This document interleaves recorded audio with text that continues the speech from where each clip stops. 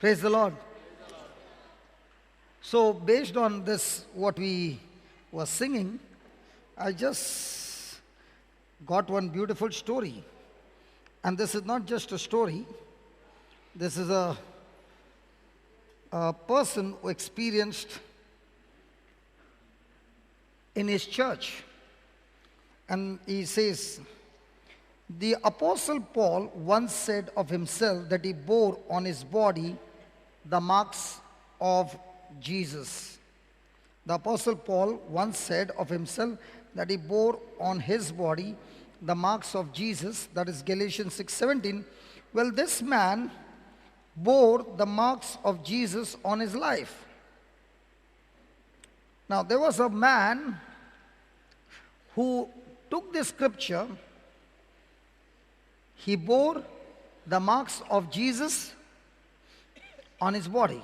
Now, this person goes on to explain that he met a man who shared this and said that I bore the marks of Jesus on my body. Why?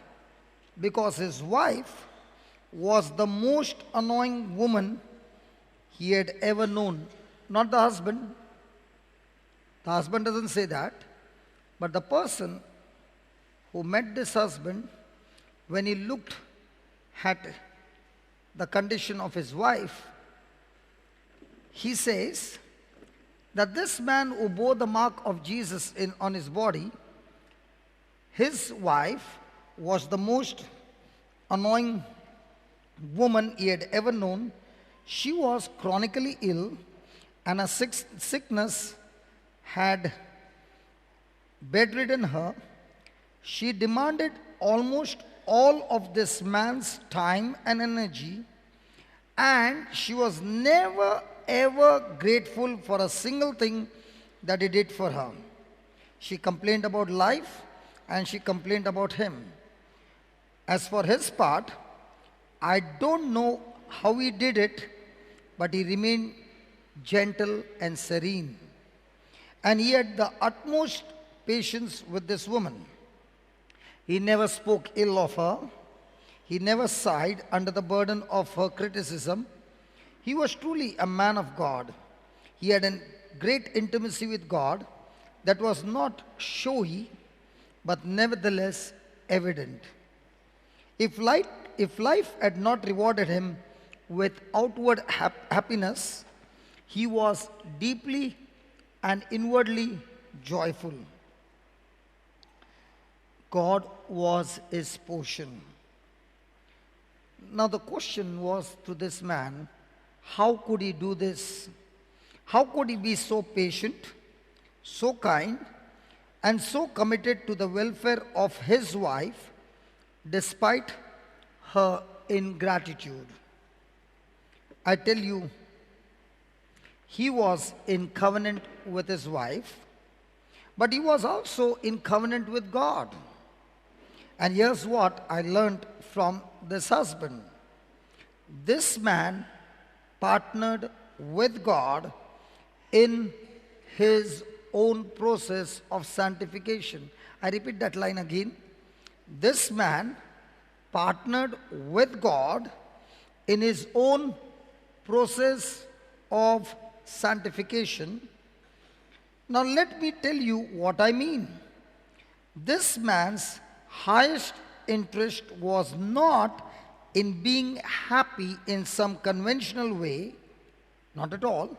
Instead, the longing of his heart was to be the kind of person God wanted him to be. And God has to work on a person to make him like he wants them to be. And what this man did is he yielded to God's program of overhaul in his life. God not infrequently uses suffering and adversity. But there's an old hymn that says it. When through fiery trials thy pathway shall lie, my grace, all sufficient, shall be thy supply. The flame shall not hurt thee.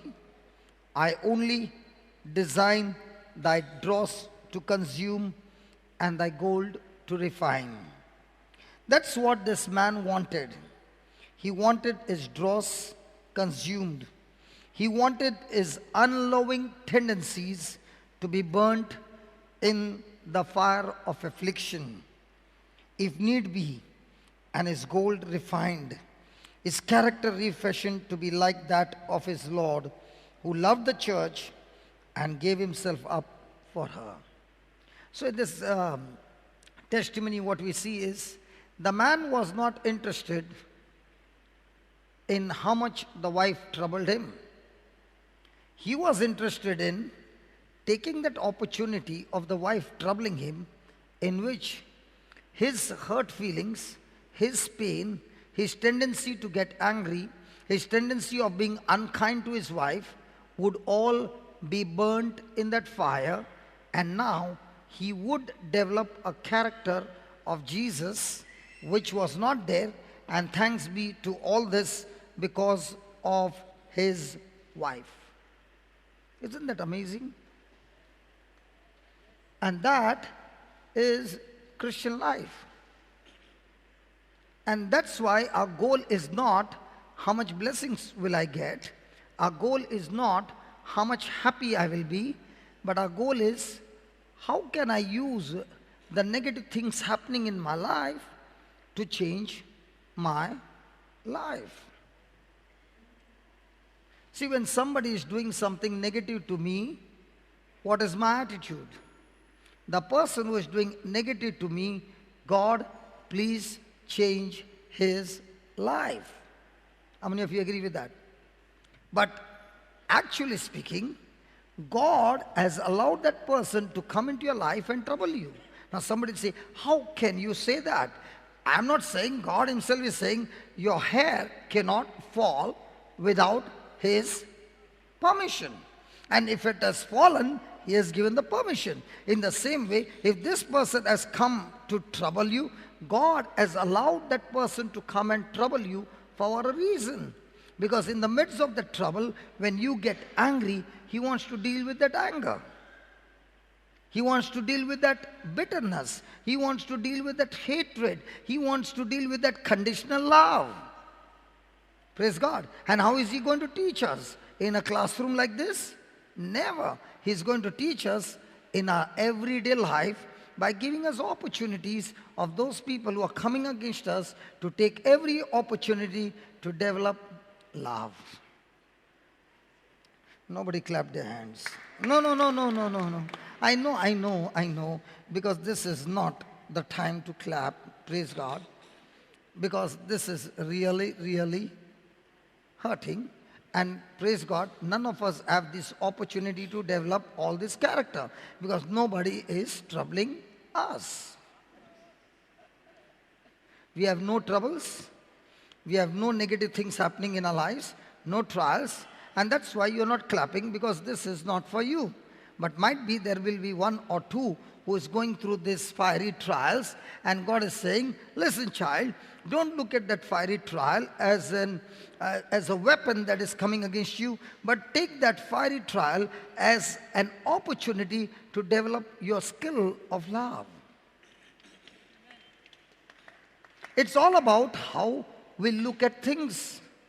If we look at things, that these things that are coming against me, I must fight it and put a stop to it is one.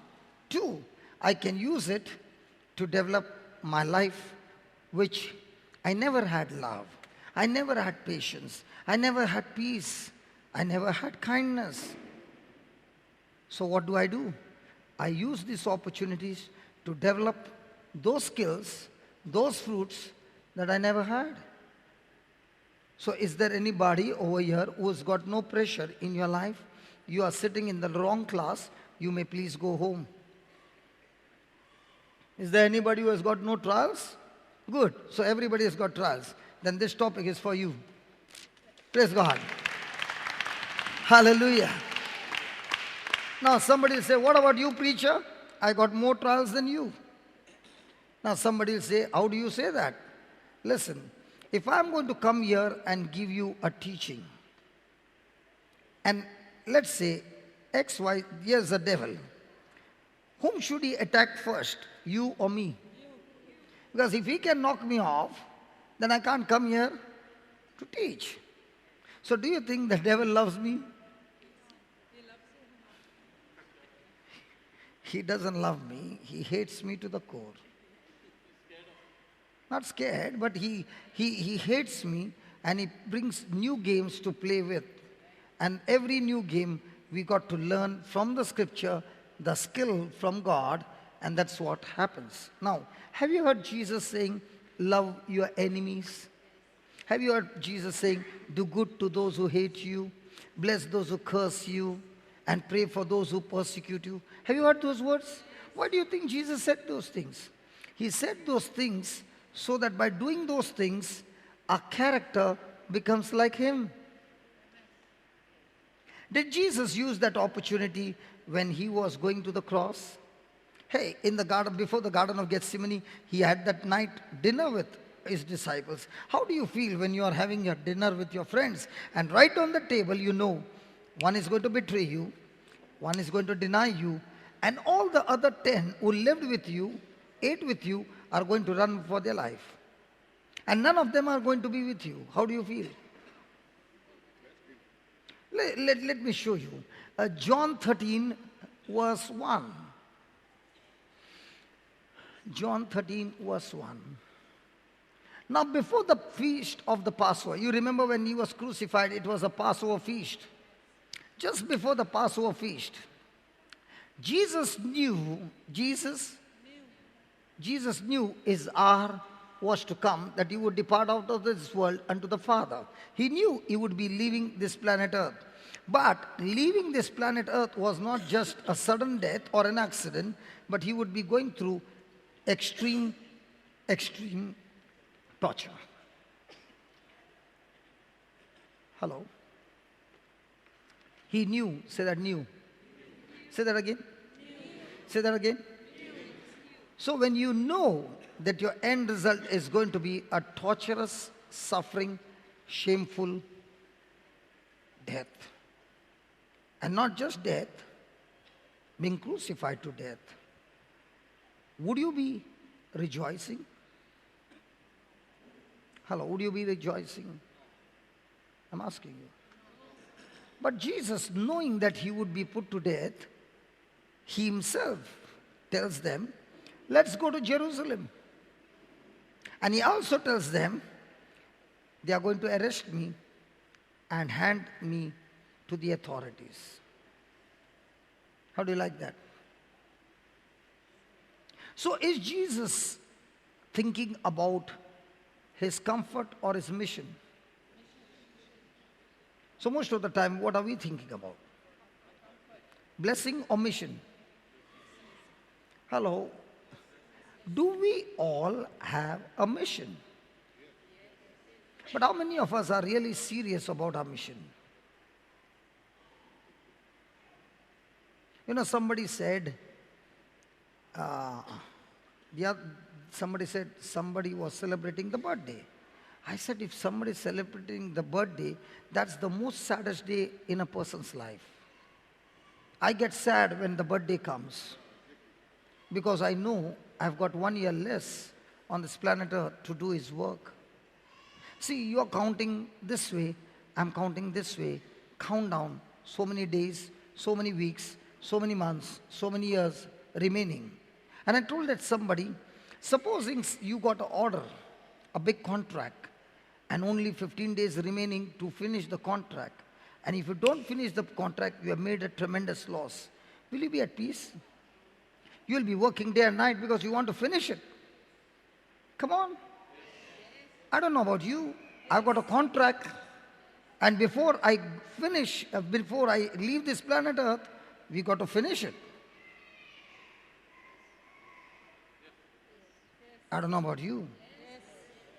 So when the Lord touched me, from that time, I am on a run, running in a direction to win as many souls as I can. Hallelujah. So I can't take a holiday, because my holiday means somebody who is supposed to get healed or delivered or saved. My holiday has not allowed me to go there and finish the job. I remember I was in Dubai. It was a wonderful revelation that Lord gave me. I was in Dubai and my daughter was there with me. And that morning, a lady walked in. I'd never seen this lady before. And she said, I just came to share my testimony. And she began to share her testimony, how she had planned to commit suicide and how a friend had told her, you can do it, but at least give one try. There's a preacher who has come from India. Why don't you just go and listen to what God wants to say to you? So she made a decision that I will postpone it by one day only. And that evening from office, she came to listen to the word of God. And when she was sitting there, God spoke out of my mouth exactly what she needed to hear and turn a hopeless situation to a hope. Her problem had not got solved. Good. Her problem had not got solved, but a hopelessness had turned into hope. And after 2 years of that incident, she came and shared. And she told me the date was 13th of February. And when I asked her what date was it, then she said 13th of February. And when she said 13th of February, I began to cry. I was crying and crying and crying. And my daughter did not understand why I was crying so much as she was sharing the testimony.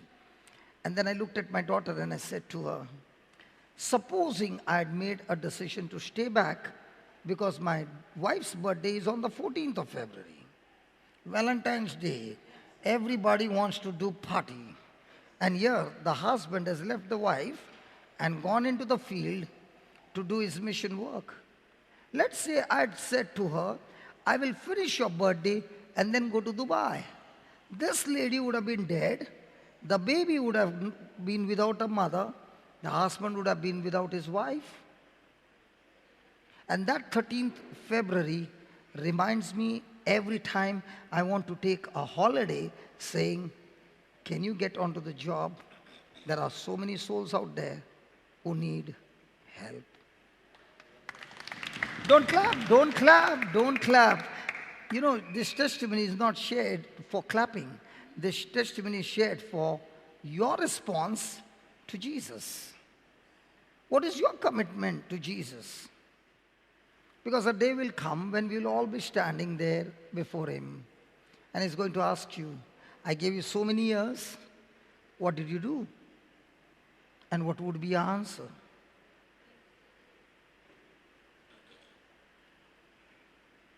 And so many of your friends whom you know, whom you will not see them in heaven because you never preached to them Christ, and they never accepted Christ, and they never knew Christ, and they're all lost. And they'll be screaming from there and saying, hey, we had party together. We went to so many things, we did things together.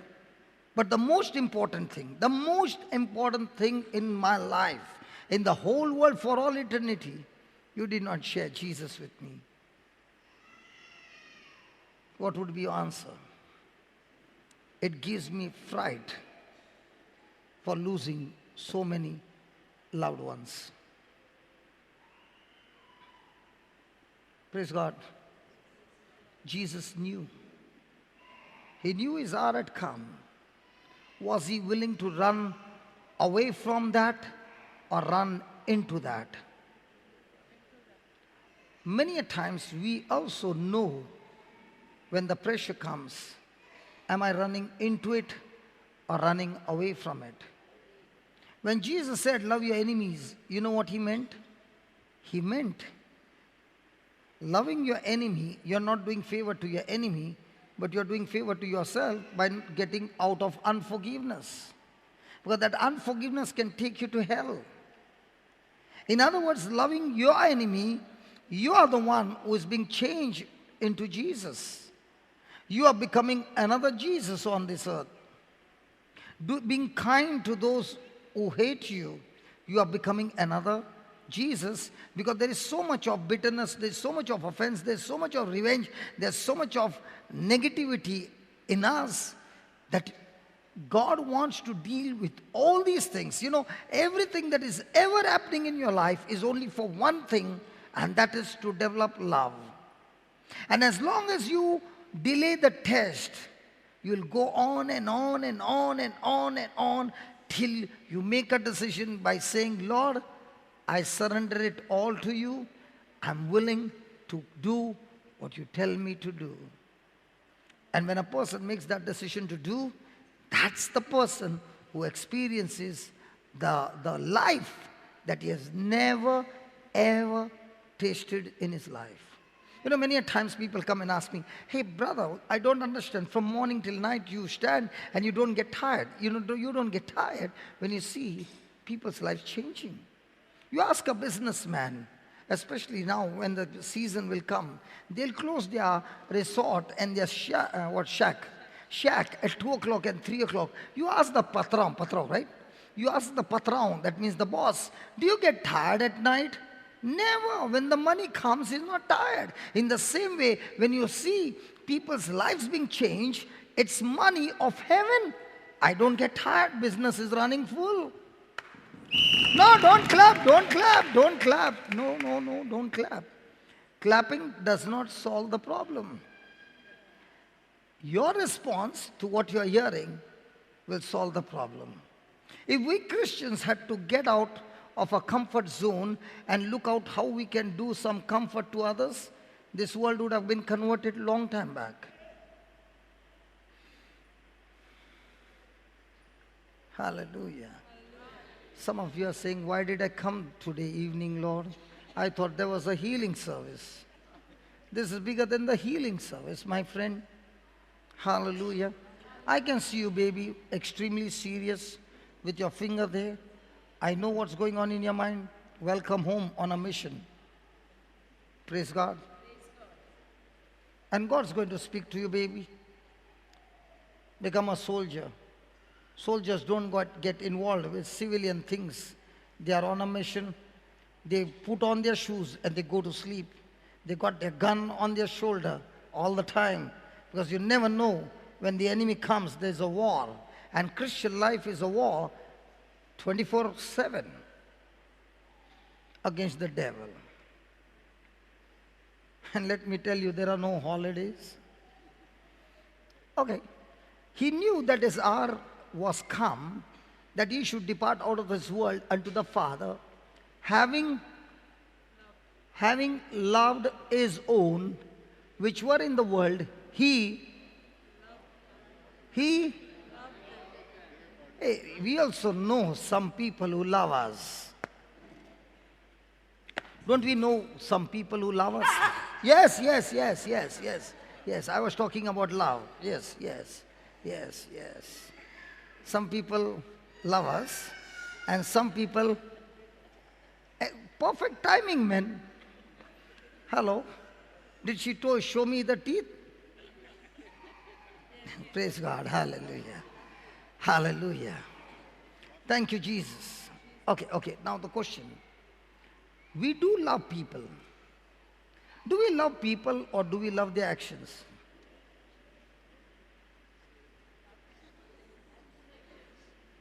I'm asking you. No. Do we love a person or do we love their actions? See, for example, if I do things that are pleasing to her, she'll say, you're so good, I love you. But if I do some things that will hurt her, her love for me will go up and down. So, conclusion, our love for one another is based on a person or the action. But what is Jesus teaching us? Jesus is saying, don't love a person according to action, love a person according to the person, because I am also in that person. Hey, don't clap. I don't want any clapping now. I want response. Hello, I want response. Hallelujah. Thank you, Jesus. She got fed up with me. She went. I was talking love. She said, I don't want. Hallelujah. Thank you, Jesus. Hallelujah. So from now on, can we be like Jesus, who knew that Peter is going to deny him, Judas is going to betray him? I was wondering, when Jesus said, who do you say I am? Some said you are John the Baptist. Some said you are Elijah. And Peter turned and said, you are Christ, the Son of the living God. And Jesus was so excited. He said, hey, Peter, no human being gave you this revelation. You have got this revelation from my Father. It's directly come to you, not flesh and blood, but my Father. And because you got this revelation, from now on, you are no longer Simon, you are Peter. What do you think must have happened to Peter? And what about the leaven? Okay. And after a few scriptures, Jesus saying, I'm going to Jerusalem, where they are going to hand me over to the authorities, and I will be put to death. Who opens his mouth? What does he say? I will never allow that to happen. What does Jesus say? Get behind me, Satan. Interesting. Was Peter's desire to go against Jesus or to avoid Jesus' death? Come on, Jesus, I've left my fishing, I've left everything, and you're going to die. And if you're going to die in a few months, what about all my plans? The Roman Empire is going to be wiped out by you. You are the Son of God. You're going to establish your kingdom, and I'm going to sit on the right side. Jesus, all my plans are gone for a toss. I won't allow that to happen. Jesus calls him, get behind me, Satan. Okay. Now Judas comes in the Garden of Gethsemane and gives him a kiss. What does Jesus call him? Friend. Come on. One person doesn't want Jesus to die. He calls him Satan. One person who is leading him to death, he calls him friend. Will you call somebody who is putting you to death and shame and pain and all kinds of agony in your life a friend? Or will you call somebody who is helping you not to get into trouble Satan? Do you know, Jesus is not focused on the situation that is happening. He is focused on the mission. Peter is hindering his mission to go to Jerusalem, whereas Judas is helping him to fulfill his mission by getting him arrested. So our focus should be on mission or situation. And our focus is on what? That's why we are all the time. Hallelujah. Hallelujah. Thank you, Jesus. So you are people of mission or situation? Really? Praise God. Doesn't matter. The mission will begin. Hallelujah. Okay, let me give you another example. Any mothers here? How many children? 2 children. Okay, the first time you got pregnant, you never knew. I can understand. You had only studied. Okay? And you went through the 9 months. And then came the labor pain. Supposing there was a labor pain. There are many sisters who had labor pain. Labor pain? Yeah. And the labor pain must have been for 10 months. Not 10 months. 10 hours. 10 hours. Oh God. Some of them really fainted, Lord. Please, sorry. 10 hours. Some of the sisters fainted. Okay, 10 hours. And then you delivered the baby. Might be during that time you must have said, I don't want any more children because it's so painful. There are many sisters who say, extreme pain, I don't want any more children. What happens when you get the baby in your arms? What happened to that pain? Because your purpose of your pregnancy is not to look big and beautiful and chubby, but your purpose of your pregnancy is to want what's inside, whom you can't see. You want that outside. Come on. You want that baby whom you can't see. Yes? And your mission is that. And for that mission, if the doctor has to say, you got to take an injection here, yes, here, yes, here, yes, here, yes, here, yes, do what you want. But I want that baby. So what's your mission? Baby. For that, you are ready to, everything. Now, first time experience I can understand. Why did you get into the mission the second time? Second mission. First mission, you did not know that there was so much of hardship. Why did you get into the mission second time after knowing that there is so much of hardship? Because when you saw what you got after all that pain, you are saying, that's all? One time pain, but long time enjoyment. No pain, no gain. Praise God. In the same way, not everybody in the Christian life have ever enjoyed the baby called abundant life because they have forfeited or aborted their mission to follow Jesus. Because to follow Jesus is always going to be painful. Because following Jesus always demands crucifixion. And crucifixion of who? Not the person troubling you, but the crucifixion of yourself. That's why he said, the one who wants to follow me, what did he say? Deny? Deny yourself. Take up your cross. Take up your cross and now some of them take up their cross to carry the cross to Calvary. Some of them take the cross to beat the other person with the cross. Now did he say carry the cross and follow me, or carry the cross and beat the fellow who is coming against you? Instead of taking the hammer, I got a steel cross now. Tang, tang, tang. Hello? What happened? Don't we beat up people with unforgiveness, bitterness, and we call ourselves disciples of Jesus? Come on, I'm not separating myself.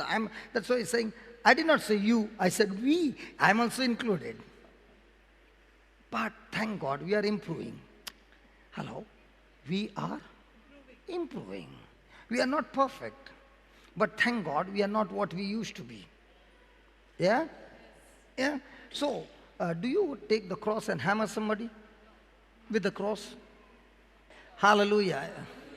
Hallelujah. Thank you, Jesus. So, shall we start the topic now? No, it was not started.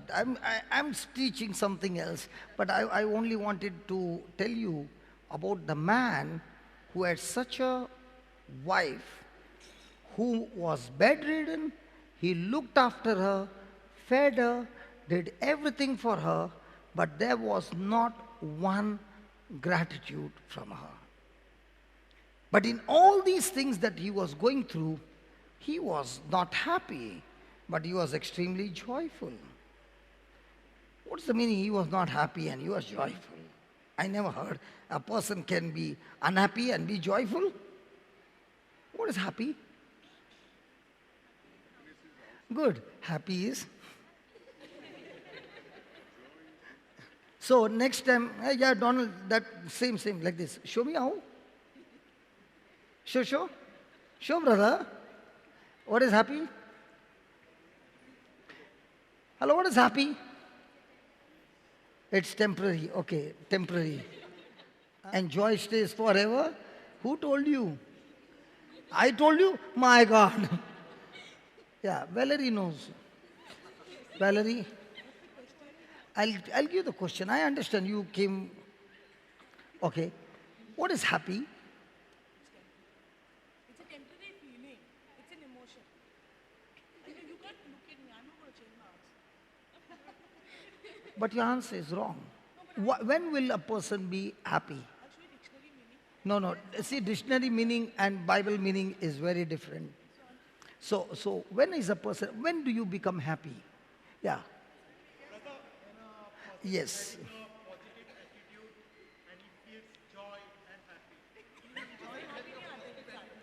You are using the word happy and joy and giving me the definition of happy and joy. Yes, sit down. What is happy? Now, it's your birthday. And example, I gave you a brand new iPad. Now, I said, example, look at that. Take it. That's why when it comes to youth, I'm very, very careful. First you say example. And the other youth from there, take it.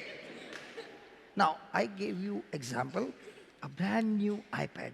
Will you be happy? Yeah, because it's giving you satisfaction. But what about joy? Okay, I promised you to get an iPad and I never brought for you. Now will you be happy? No. Oh, I gave you an iPad and when I was giving it fell and the screen broke.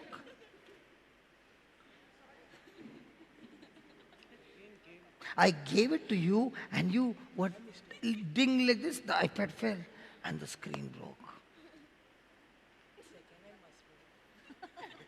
Sorry? Second hand must be, she said. Okay, second hand doesn't matter, but are you happy? Broke. Yeah. Why will I be happy? I'll be sad. So, happiness and sadness depends on what? Situation, people, comments, circumstances, which will satisfy me, happy. So it's always depending on external things. Now what is joy? Joy? You said you were pregnant. I was. Yeah, you were. That's what I said, you were. You thought I said you are? Father, thank you. Answer a prayer, Lord. So now you can go home and tell your husband, I went to Goa, got pregnant with the word of God. What did you think? I got pregnant with the word of God and I'm pregnant in my spirit. Okay, now, you were pregnant, right? Even though the doctor gave so many news about the baby, but you knew one thing, after 9 months, I will surely get the baby. And there is that joy. I know the result is going to be a baby. So when your mind is stayed on what God said in His Word, irrespective of the situation that you're going through, you are joyful. That's why when Jesus went to the cross, He hugged the cross, He embraced the cross, He endured the cross with joy. Now you will say, how can He be joyful having been wounded? How can He be joyful having all the bleeding? How can He be joyful when He's hanging on the cross naked? How can He be joyful with the thorns piercing His head? How can He be joyful when they spat on Him, beat Him up, insulted Him, kicked Him? How can He be joyful? He's joyful because He's not looking at Himself. He's looking at you and me. And He's saying, Father, I'm on my mission. And if I only can go to the end of the mission without committing a single sin, then my mission is accomplished. And now everyone, when they hear the preaching of what I did for you on the cross, they would hear it at once. They will believe. When they believe it, at once the Holy Spirit will come into their spirit and get them born again. And those are the people who are destined to go to hell because of my sacrifice. Father, they will make it to heaven where they will live with me forever. So is Jesus looking at His cross or is He looking at you and me? So when you are going through a trial, are you looking at yourself? You will be painful. You will be unhappy. There will be no joy. But if you look at that pain that you're going through and you're saying, God, even in this pain, I'm going to focus on what your word says. And when I'm focused on what your word says, Lord, I know that it is going to turn for my good. Because God, you said, no, I did not say, you said, all things work together for good, for those who love him. So to love you, Jesus, I have to learn to forgive. And when I do that, it will work for my own good. And before that good can come, Lord, you're going to change so much of my nature. You're going to change so much of my character. You're going to make me somebody who had never been before. So I'm all excited, Lord, because you said, I never said, you said, Jesus, you said, what my eyes have not seen, what my ears have not heard, what has not entered my heart, those things you have prepared for me. Yes, what I can see is something negative, but you said you have prepared something great beyond my imagination. And all I have to do is continue to be in your love by keeping your word, and those things that you have prepared for me will show up, and I'm extremely joyful. So when is a person joyful? A person is joyful as long as his mind is stayed on God.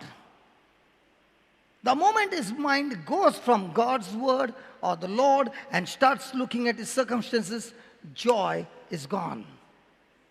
So somebody says joy is permanent. No, joy is not permanent.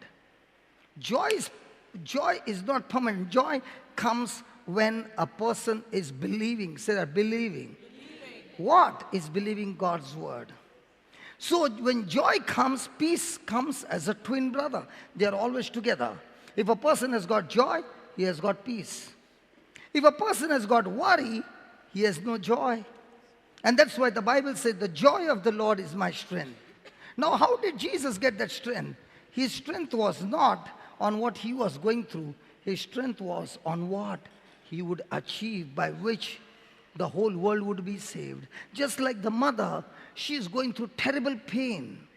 And when she's going through that pain, there's a joy that I'm going to bring a new life into this world. Hallelujah. And when does she get this pain?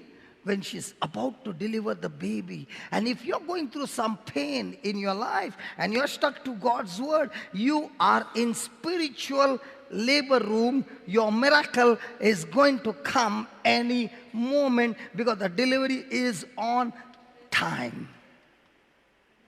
So get excited when you're going through terrible pain, because it's time. The water bag has burst. I said, the water bag has burst. The baby is about to come out. Your baby of your miracle is about to come out. So don't you get into abortion by opening your mouth and looking at the situation, and open your mouth and speak some doubt and speak some fear out of your mouth. Shall we start the topic now? This was introduction. That's why I always have an issue. When I make my slides, those whom I give the slides, they say, why do you give us 20? Give us only 1 or 2, because you'll never go beyond that. Okay, before we study, I want you to write some things which will help you.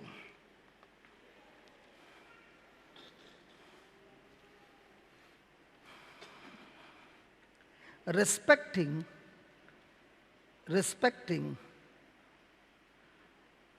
the word. Respecting the word is an indication, spiritual maturity. Each of us must go through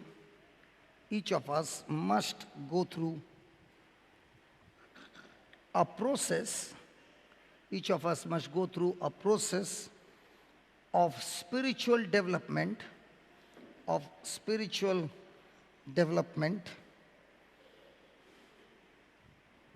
and part of that process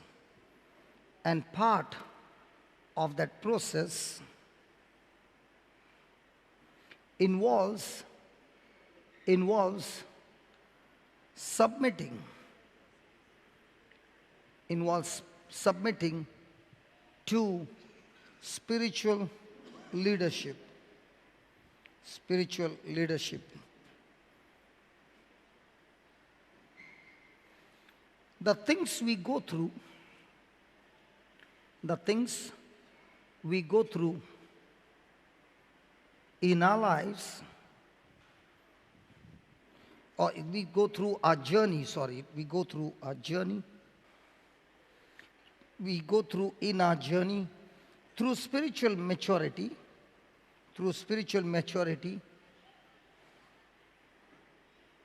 are designed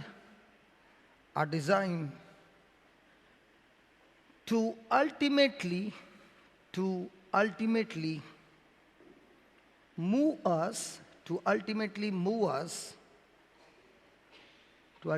move us into our destinies,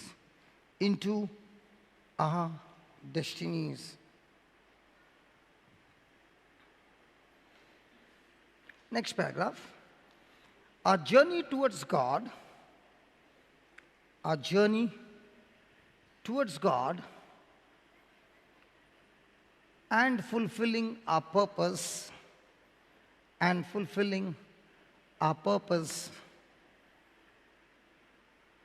will be filled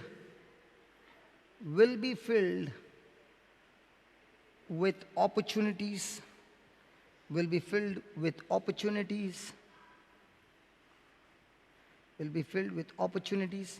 for growth,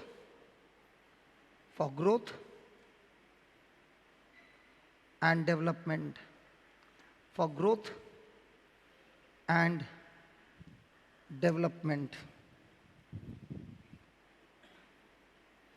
Next line.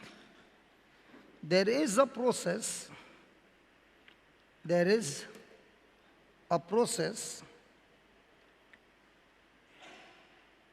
we must go through.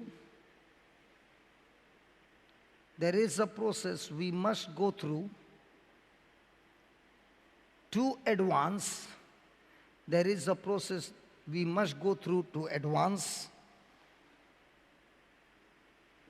From where we are now,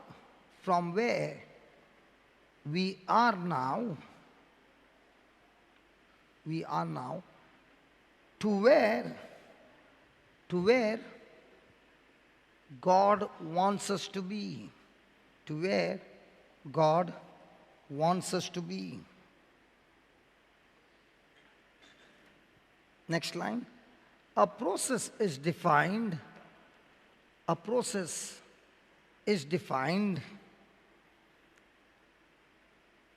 as a systematic series of actions directed to a certain end.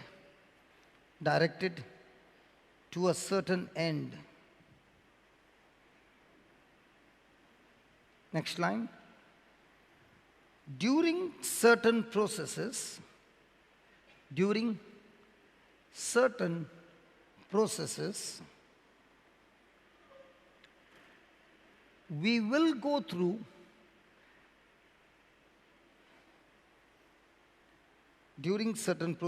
we will go through hurtful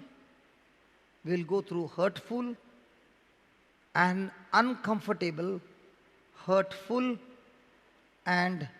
uncomfortable experience.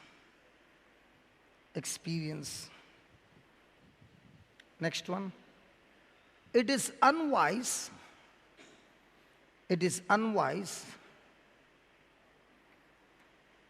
to avoid processes.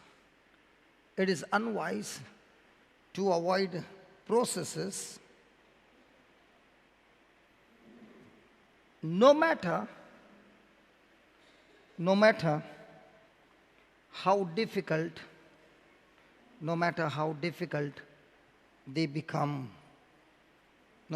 difficult they become.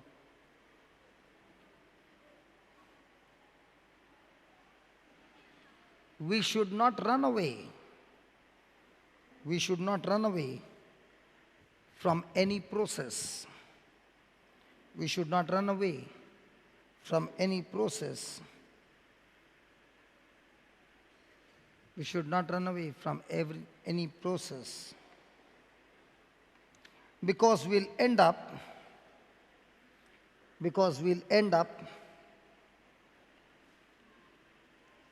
having to go through it again.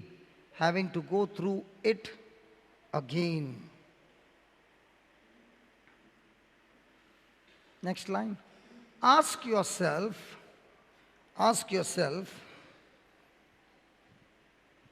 what process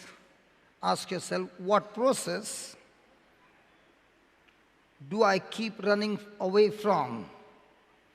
Ask yourself, what process do I keep running away from? Decide to overcome it. Decide to overcome it.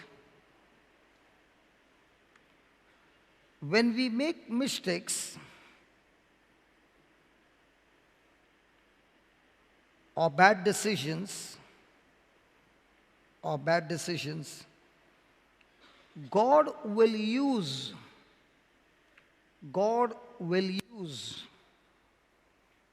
those mishaps. God will use those mishaps to develop us. God will use those mishaps to develop us as individuals.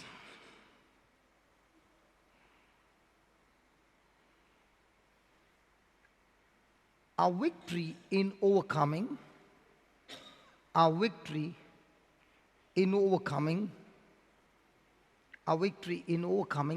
something prepares us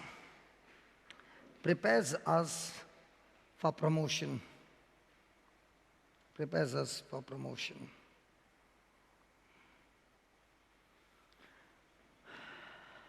Praise the Lord. In our real life or in our natural life, when is a boy matured? When does he get voting rights? 18. Boy? 18. Voting rights, but marriage is 21. Voting rights 18. For both? Acha, marriage? 21. He has a girl 18. Girl is 18, boy is 21. Why girls 18? They are urgent, okay. Yeah, they are in urgency. Boys are always, let's get married late, but girls all the time want to get married. Yeah, good answer. 18. Okay. Now, in physical life or in natural life, you say a girl is 18 and she's matured. But when it comes to God's way of maturity, it's not based on the age. Is it based on the knowledge in the Word of God? Yes. Who said no? You said, Valerie, again let me ask you the question. Listen to the question correctly. If a person has got extreme knowledge in the Bible, is he matured, spiritually matured? Application of the word is And how would you gauge a person is spiritually matured? By his faith? Let me show you. How will a person know that he is spiritually matured? James chapter 1, verse number 2. My brethren, count it all joy when you fall into diverse temptation. I'm not preaching any of this, but I'm just showing you. Okay. Then, knowing this, that the trying of your faith, that word trying is testing. Now the Bible doesn't say he's going to test you, but your faith is going to be tested. The faith that gave you the joy, the scripture or the promise of God that gave you the end result, the assurance, the confidence, it's the joy. And that joy comes through faith. So that faith or that promise that you're holding on will be tested. And when it is tested, it will grow. Say that, grow. Grow what? Patience. It will grow what? Patience. Then. And let patience have her perfect work. So patience is what? He or she.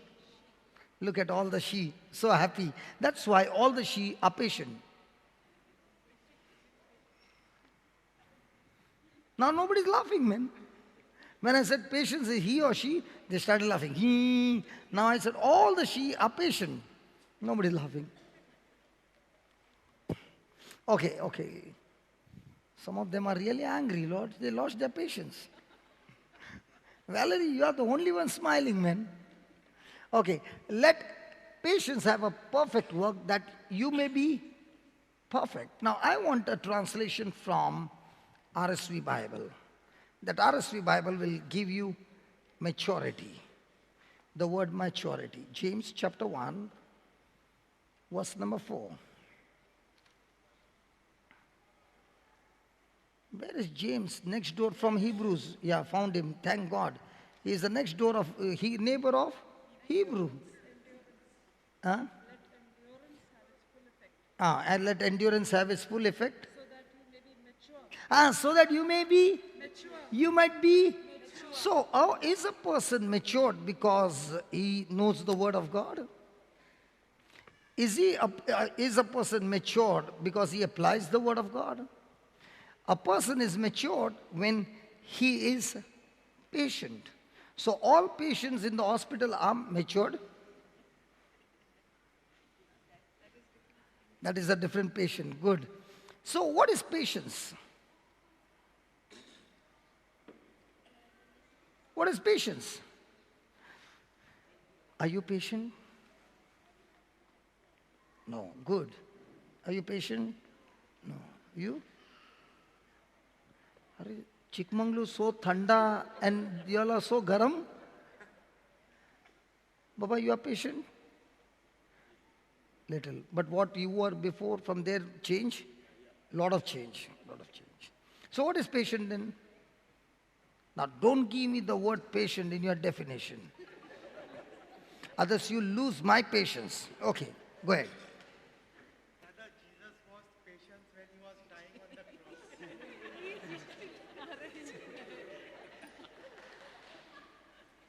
Sit down, brother.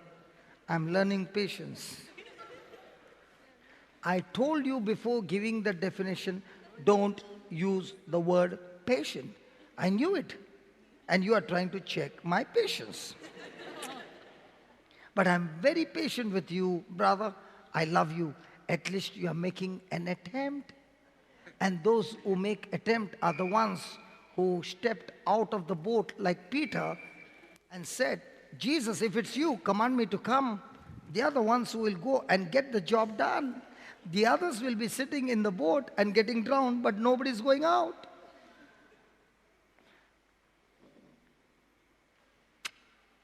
Praise God. What is patience? Patience is when a person is constantly, consistently having the same attitude, irrespective of change of situation or circumstances, is patient. No matter what change has taken place in the situation, but that person is constantly, consistently remaining the same. Has it happened to you that you got up in the morning and you said to your spouse, it's a beautiful Sunday, and you also hugged and kissed him, but then something went wrong? What happened? Okay, let me give you an example. A husband and wife both were going by car. The wife told the husband, listen, tomorrow you're going to office. There's no atta, so just stop at the shop and I'll pick up the flour for chapatis. So The husband he stops in a big supermarket. How do you know, brother? Okay. Not your example, no? No, okay. Okay, he stops at the supermarket and the wife says, darling, when you are there, I don't carry my purse. So can you give me just 500 rupees? I'll go and pick it up and come. And the husband opens his purse and gives her the credit card. Praise God. And says, please come soon. I'll park the car in the parking lot. She says, okay. Now he's in the parking lot listening. God is good. All the time. God is good. All the time. That song is over. God will make a way where there seems to be. Then all these songs he's listening and suddenly looks at the watch. 30 minutes are gone. Now when he looks at the watch, 30 minutes are gone. What happens to his pressure cooker? He picks up the phone, calls up his wife. How will be the hello?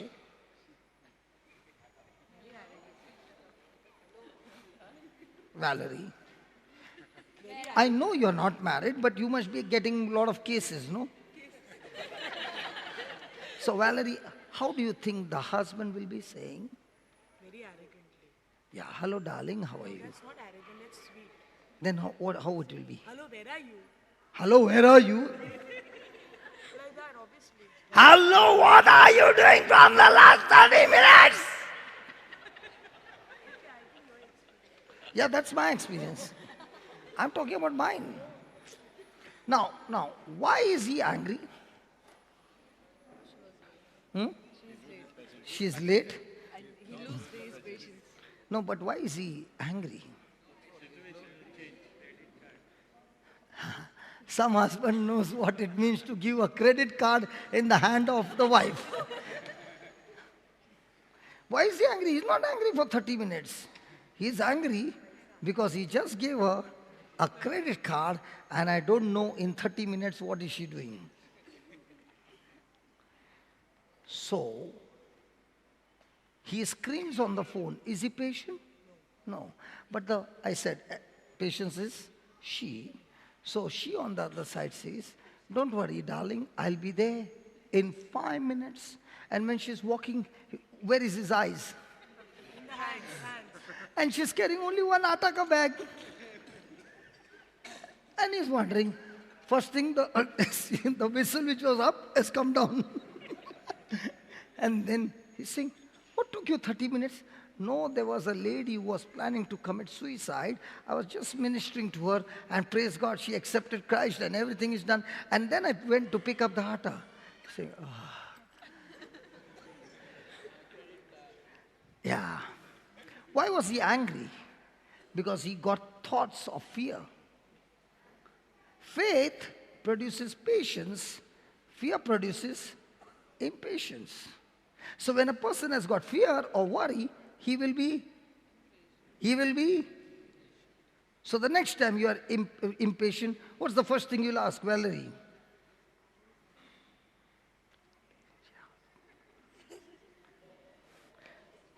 What will you ask yourself? What do I fear? What do I worry? What do I doubt? If you can get those things right, impatience has turned into patience. Example, have you ever watched one-day cricket match on TV live? Yeah. India-Pakistan playing the match. You are watching live. Last ball, 5 runs to win. India batting. Now, the bowler is coming. What happens to your finger? Finger bite, not nail bite, correct. Okay, now, the ball has been hit. Praise God. And the Pakistani player is running. And he has taken the catch. Now what happens to you? Tell me what happens to you? Out, right? Slowly the camera is coming down. And the leg shows cross the line. Now, see that? Wow. Okay, wow. Now you saw that match. that same night is the highlights. Last ball, same situation. Are you? He doesn't know. He doesn't know the match. He doesn't know the result. Is he doing? Obviously. Why are you doing and he is not doing? Because you know, he doesn't know. In the same way, when we do not know what Jesus has done for us on the cross, but when you know what he has done, and he will always show up in your life, if only we can trust him, only if we can thank him, only if we can believe in him, that confidence produces patience.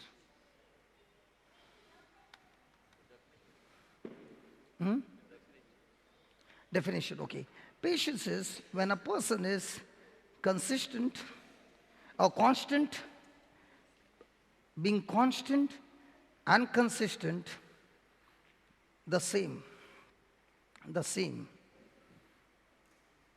irrespective of change in situation, irrespective in change in situation. Praise the Lord. Like some of them are really patient now, because the next 10 minutes is going to be dinner time. Now you better tell your stomach, next 40 minutes, no dinner time. Will you tell your stomach, shut up? Yeah, Valerie? Yeah. Praise God. Okay. Each of us, we have written that, each of us, or only the preacher?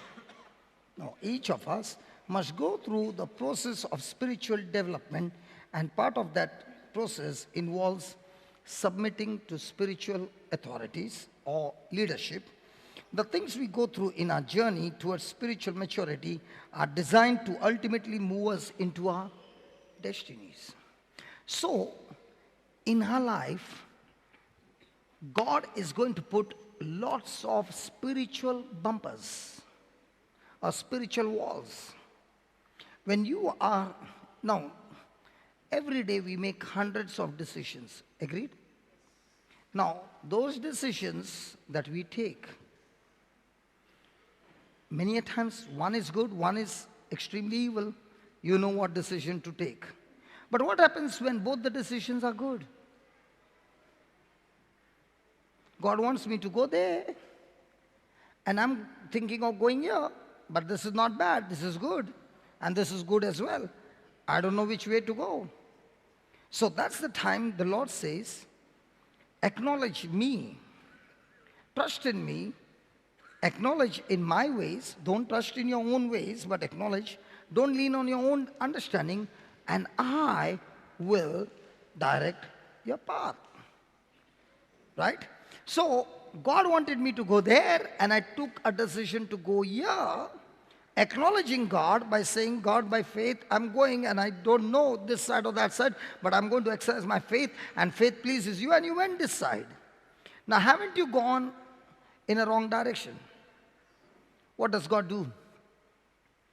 He will put some spiritual blocks over there that will block your way, and He will get you to turn slowly but surely in the right direction.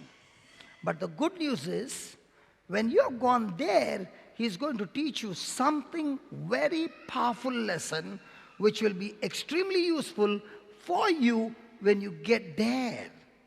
So none of our experience goes wasted in our life, because God is in training us.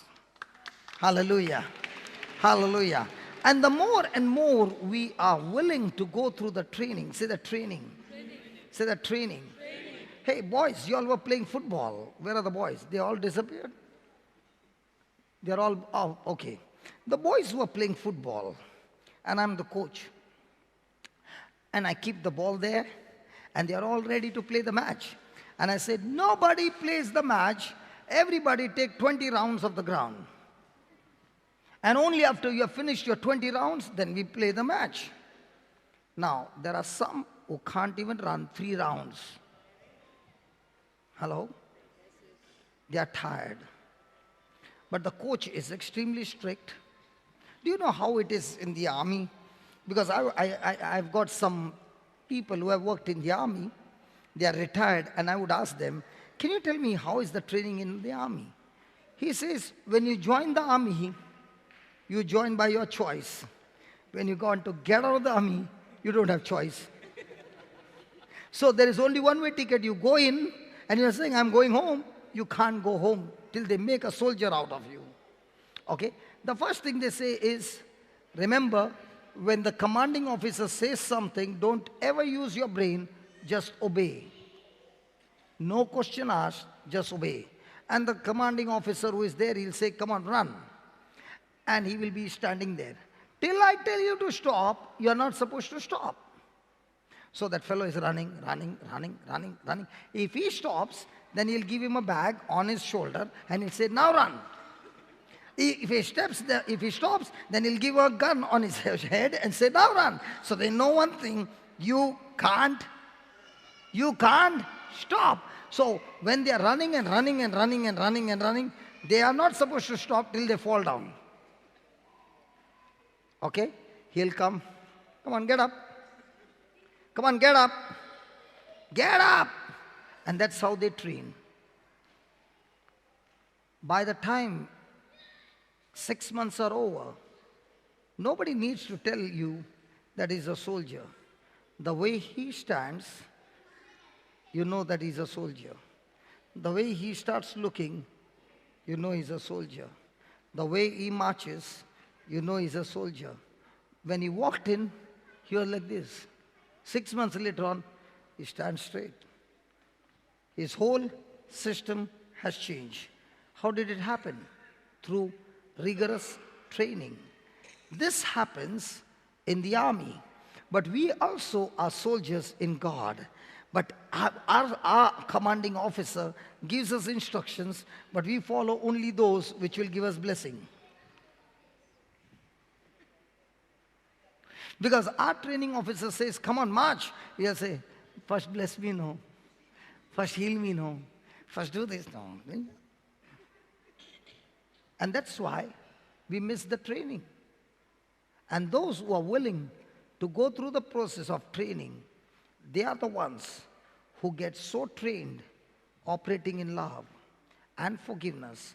They are the ones who fly like an eagle, and their life becomes such an impact against the kingdom of darkness that you can see with evidence that their life is bringing destruction in the kingdom of darkness. So, Christian life is a life of a soldier in the army. And this soldier is saying, God, I'm ready to go through any kind of process you want me to go through. I'm ready for the training. I'm ready for the training. Now that soldier who entered in must have not been able to take one round of the ground. But after 6 months, he's so developed that he's running and running and running. His stamina has grown, his muscles have grown, his mind is grown, everything is grown. And that's what God does in our life by allowing. He's not sending, but allowing those trials to come into our life. And He uses those very negative things to train His children to become strong. But the problem is, when we come to church, we say, I'm in the army of the living God. When we cross that door, we say, bye-bye, see you till next Sunday. And we go and do the training of the world, and we come beaten up, we come bashed up, we come with all the mess the next Sunday, and we say, God, I'm ready for the training. Ask your neighbor, is he talking about you? Nobody's asking anybody. Hallelujah. Hallelujah. So you wrote that our journey towards God, we wrote that our journey towards God and fulfilling our purpose. Say the purpose. What are you living for? Blessing or purpose? See, if you are living for blessing, remember this all your life. God never created man to chase blessing. God created man to walk in love, and blessing is supposed to chase man.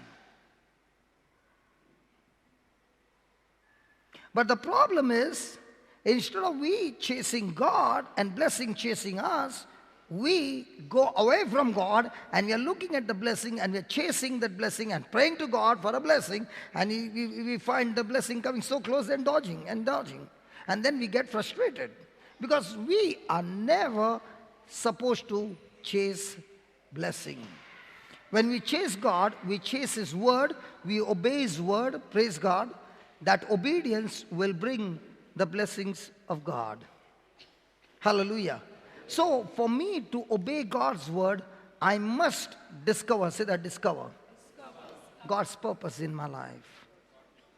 What is it that gives you joy every day?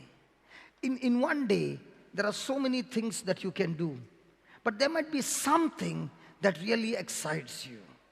Something that you are extremely expert in doing.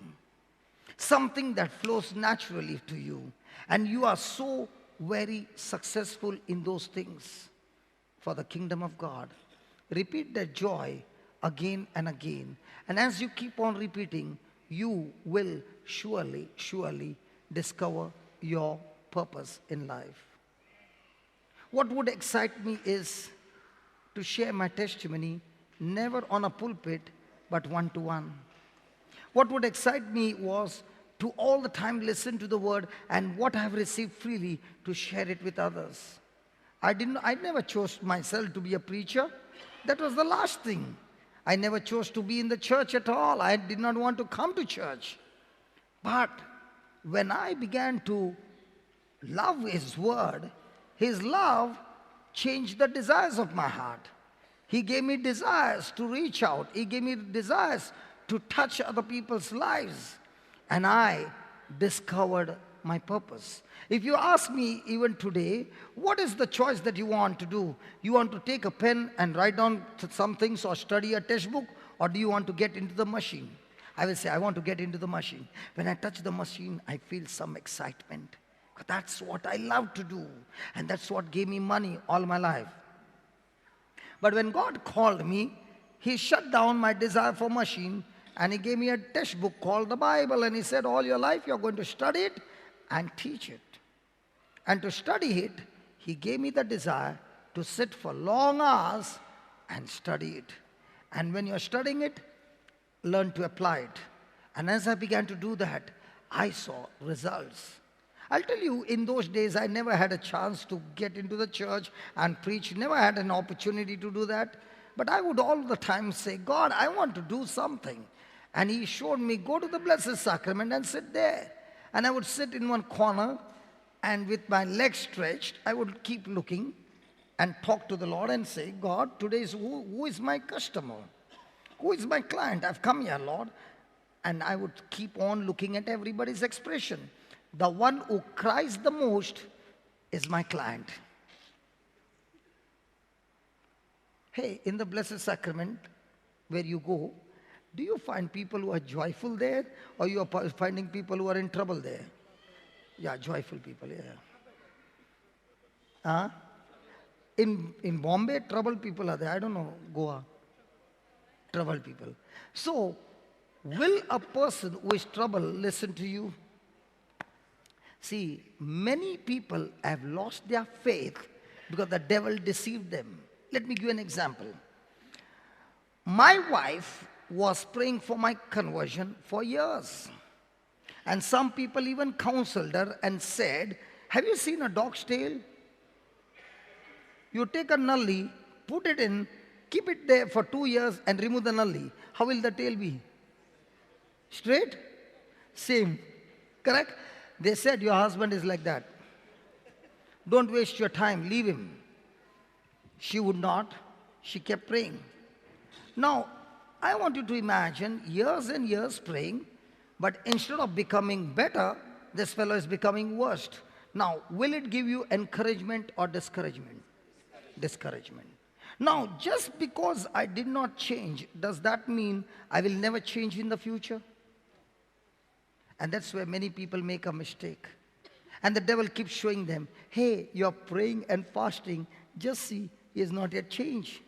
Now tell me one thing. If you planted a mango seed, do you get mangoes in 6 months? You will get mangoes when the due season will come. Say the due season. The season of your harvest. When that season comes, mangoes will surely come if you keep watering the plant. Agreed? In the same way, when you are praying for your loved one and it's not happening, it's not because it's not happening, it is in process. And when it is in process, the devil is showing you and saying, see, you're praying that unsaved loved one and nothing is happening. You are foolish. It's not working. And we believe that because instead of the loved one becoming better, now he's become worse. And all that we see from our eyes, we believe. Actually speaking, your loved one's season has not yet come. Now, many people get into this and they get depressed. Instead of that, if a person is praying for the loved one and saying, Lord, I planted the seed, I'm watering the seed every day, but I'm not going to waste my time with my loved one. In due season, that one will come. But till then, let me go out into the world and find somebody whose season is now. So I would go to the Blessed Sacrament and sit there looking for somebody whose season is now. And when you're preaching to somebody whose season is now, that person is receiving. And now when you're speaking, it's happening. Let me ask you, if today somebody has to come and talk to me about Jesus, the season is right. I will receive. But a few years back, when I did not know Jesus, if somebody had to come 18 years back and talk to me about Jesus, I would show them the door. So what would you say? My prayers are not powerful. No. Your prayers are powerful, but the season has not yet come. So let's say I'm just outside the church, and there's 4 people, and these people are walking. I go to her and I speak. She's not interested. I go and speak to her. She's not interested. I go and show her. She's not interested. She's not interested. He's not interested. Now will come what? Discouragement? No. I have planted the seed of what I had to tell. They did not respond, but they took the seed while going. Are you understanding? Because Jesus said, my word is an incorruptible seed. It has gone there, only the rain has not come. When the rain comes, just like on the ground, you can see in the month of April and May, it's all brown. But when the rain comes, it all becomes green. Lord, I don't know when the rain will come. I have planted the seed and left them go. But as I'm going and going and going there, he begins to respond and say, can you tell me more? You know, my mama is not well. Okay, can you call up your mama? And then we call and his mama gets healed. He says, how do you do that? You want to learn that? Come with me, I'll teach you. Now, you lead that person to Christ, give them a CD, give them a book. His season has come. Now stick to him and ask him, can you bring some friends along when you come? He will get his friends. That's how the kingdom works. But what happens with us? He is my cousin. He is my brother. I am stuck only with these 2. And they are not changing, Lord. Brother, pray for them. Listen, the prayer is working. It's just off season. And in that off season, they are going through winter, they are going through summer, they are going through storm, they are going through all those things. And when they are going through all those negative things, the day the season comes and their life changes, now they are also going out and doing, and now they find somebody just like them, and they are going to say, hey, listen, I've been there. Where you are right now, I've been there. I've got all those experience, and I was nearly lost. But praise God, God brought me out. I can teach you out, you can come out. God is not teaching his children in a classroom. He's teaching them outside, and he's teaching them practical every day. But the problem is, we are stuck to my husband, my wife, my children, my family. I wonder if it is only your family, are you really born again? Because if you're born again, we are talking about the family of God, not your family. Because we are all born from the same womb. Yeah, you were born from your mother's womb. I was born from my mother's womb. There was a difference, but now there's no difference because we are all born from the same father's womb. We are the family now.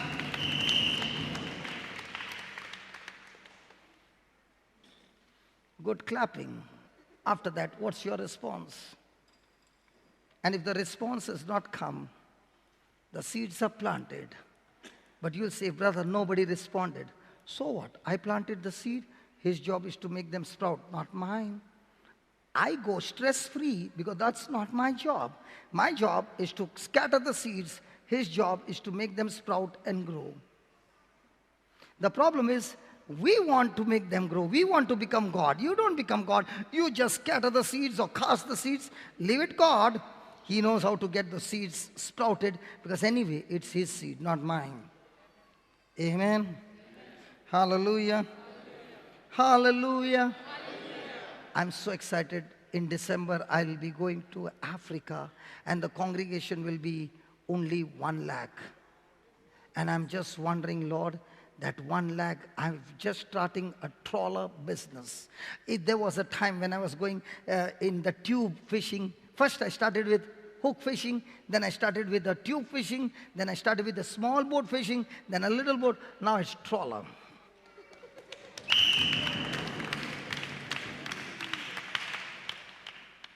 And that's what God is saying. And I'm here to bear witness to you.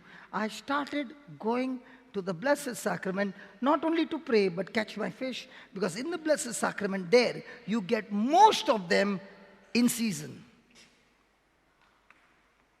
Spend some time there and ask God. And don't preach them inside. You will be thrown out. When they come, you know, one of the advantage of Blessed Sacrament, you can't wear chappals inside. When you come, the chappals are all one on top of the other. They are searching and you get a lot of time to talk. When they are putting their chappals, you are putting your chappals. Hi, I just saw you. You look to be a little sad. Can I just pray with you for a moment? And you make a prayer. And then you say, I want to share my testimony with you, how God has blessed me. Can I take 5 minutes? And that 5 minutes goes for 50 minutes. And then she's saying, or he's saying, then what happened? Because what you're speaking is giving life. What you're speaking is giving hope. What you're speaking is giving faith to that person. And God has chosen you. When you are faithful to from 1 to 1, He'll give you 2. When you're faithful to 2, He'll give you a family. When you're faithful to that family, He'll give you in more. But don't ever think that you will get a platform like this. God never gives anybody a platform like this till you do 1 to 1 first. Because if He has to give you here, you will be a failure. See, when I'm talking to you, this is not the place for your development, for my development. Why? Because when I'm talking, you can't talk. But when you're 1 to 1, they ask you questions and you don't have the answer. And that's the time you cry to God and say, God, that person asked me a question. I don't have the answer. Tell that person, here's my number, but I'll come back to you. I'll come back to you. And go and sit with the Lord and say, give me the answer, Lord. I want the answer. When He gives you the answer, you will never forget that answer all your life. Now, when you start doing that, He's training you for a pulpit preaching. But everybody wants pulpit right in the beginning, and that's the time they speak, but it's not affecting people, they fall. Start 1 to 1.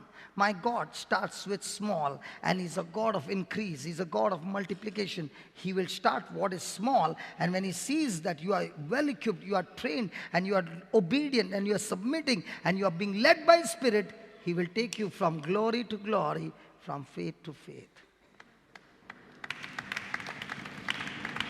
Hallelujah.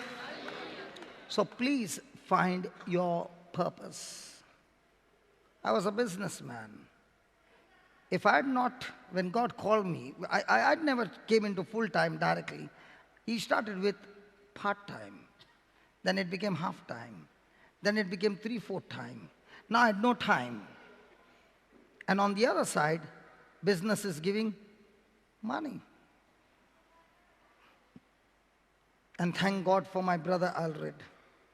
That night he spoke to me words that challenged me. And that night I made a decision. God, I'm going to close down my factory. And in the morning, I closed down my factory. And I said, God, I'm going to trust you. And God gave me so much of work because I was already doing ministry work. Now I had plenty of time, but I had plenty of work.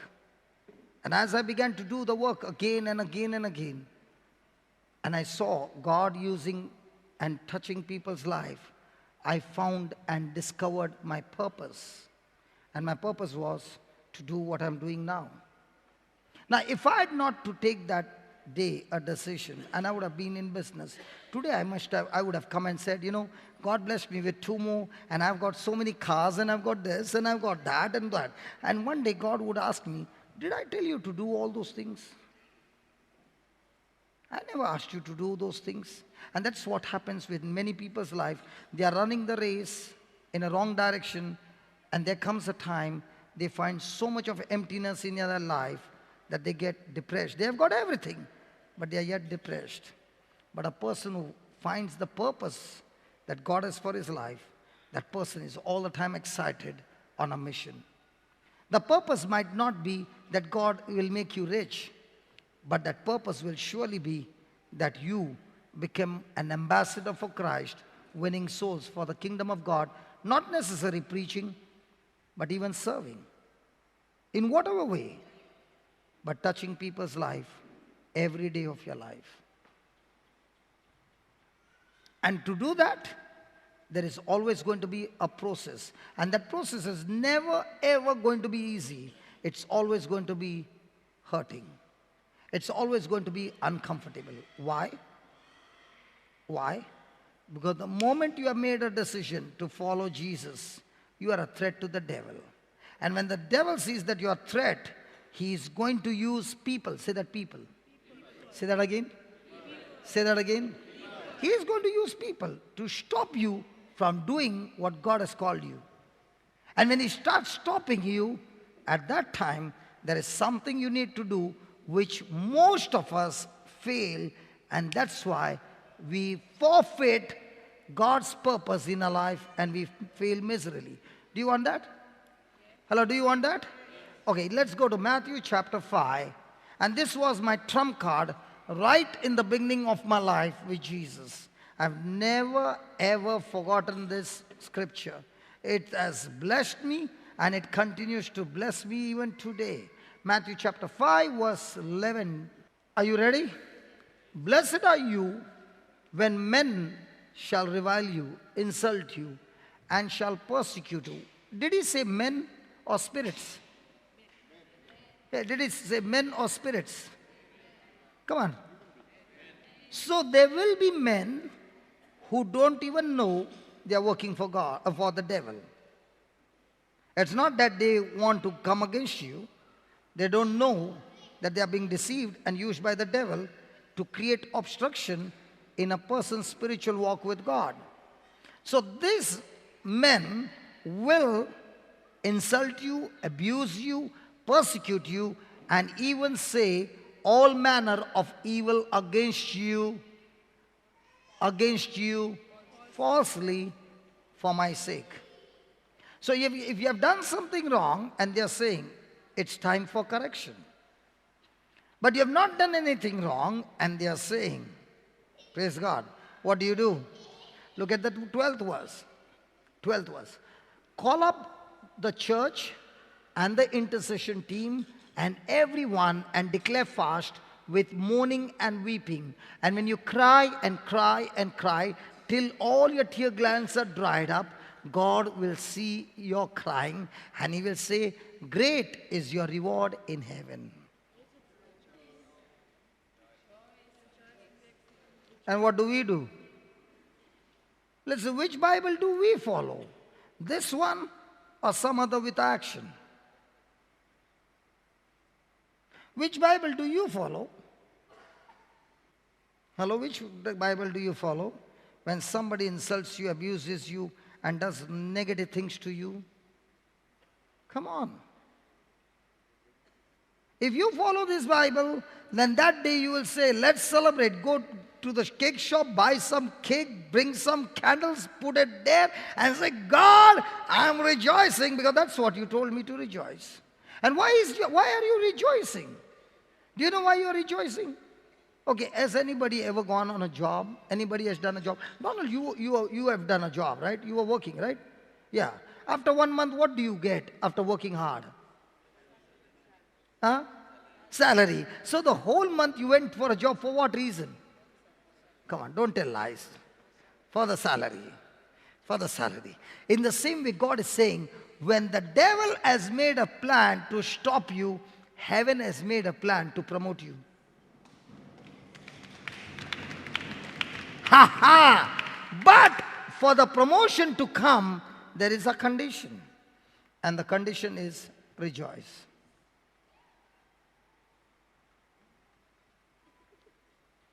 Ask your neighbor, how many promotions did you blew up?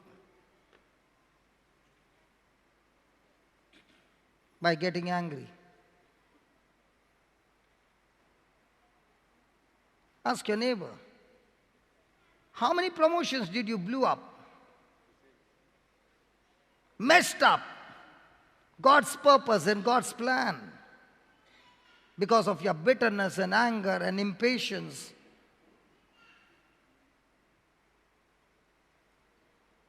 In other words, how do you know it's going to rain?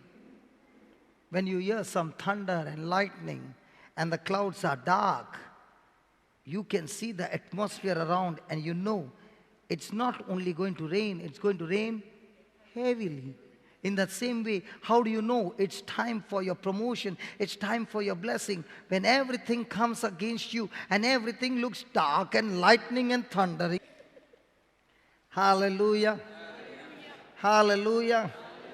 So when you hear some thundering and lightning of false accusation and insult and abuse and gossip and all those things against you, it's time to rejoice. It's time to sit with the Lord and say, God, give me the opportunity to rejoice, one, and give me the opportunity to reconcile and love these people who are coming against me. Give me an opportunity, Lord, to do something good to them. And when I do that, Lord, I will become like you. And the more we become like him, promotion has been released. The promotion, God, what do you say? What letter? Baba, those who are working. Rohit, when you get promotion, what do they give you? You are there. You got a promotion. You get a letter. Order. Huh? Agreement? Increment. No, you are only talking about money here. Kya yaar? Khali paisa bolta hai. You get an order. It's called an order. And when you get a job, it's called offer letter. But promotion is order. Appointment letter, not offer letter. Okay, appointment letter, order. So the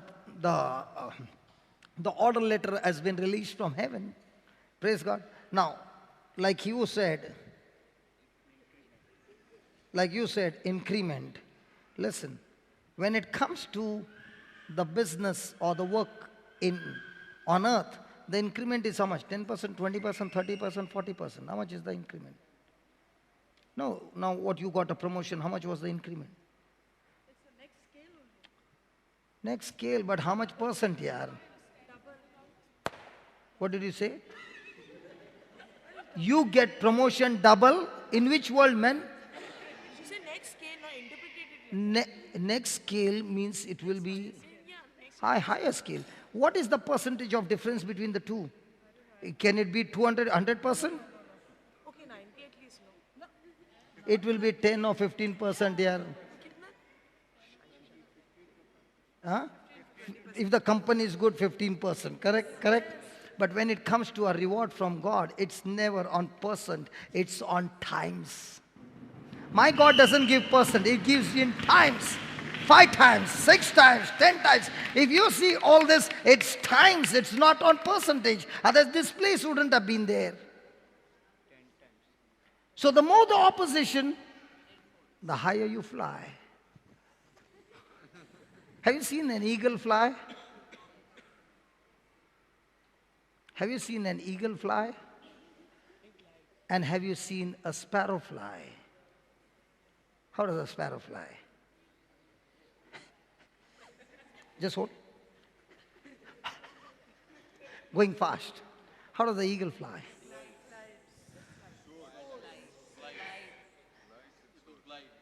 The bigger the opposition, the bigger the wings, and you learn to fly.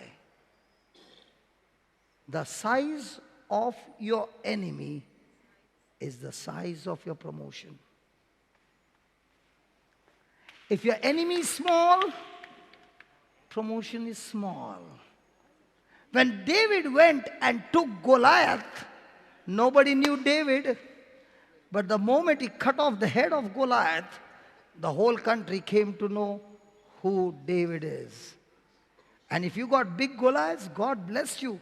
Your promotion is extremely high. And God will not give you big enemies in the beginning, because if He has to give you big ones in the beginning, you will be dead. That's why He trained him first with the lion, the bear, and then Goliath. Otherwise, Goliath would have squeezed his neck out. Hallelujah. So if you're going through some little Goliaths, get ready. Fight. Say that, fight. But not with a person, but with the spirit. We fight with whom? We fight with whom? The person or the spirit? Person. And that's why we come back beaten up. But when we fight with the spirit, against the spirit, using God's word, we come back with the head of Goliath.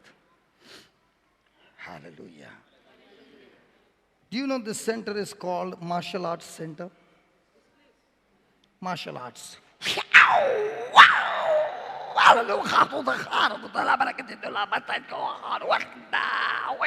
What was that? Tongues. And what was that? Speaking to God, destroying the work of the devil. So here we teach you martial arts, fighting not in the natural, in the spiritual force. Hallelujah. Somebody just prayed to God. God, 40 minutes are over, but He doesn't look to be. I am not hungry. I know. Thank you, brother. He's saying we are also not hungry. Go up to 12 o'clock. This brother said, after the break, you know who said. And God answered his prayer. Praise God.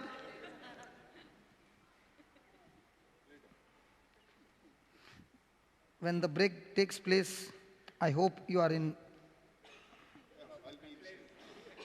Because I just said fight. Somebody must have heard only the half part.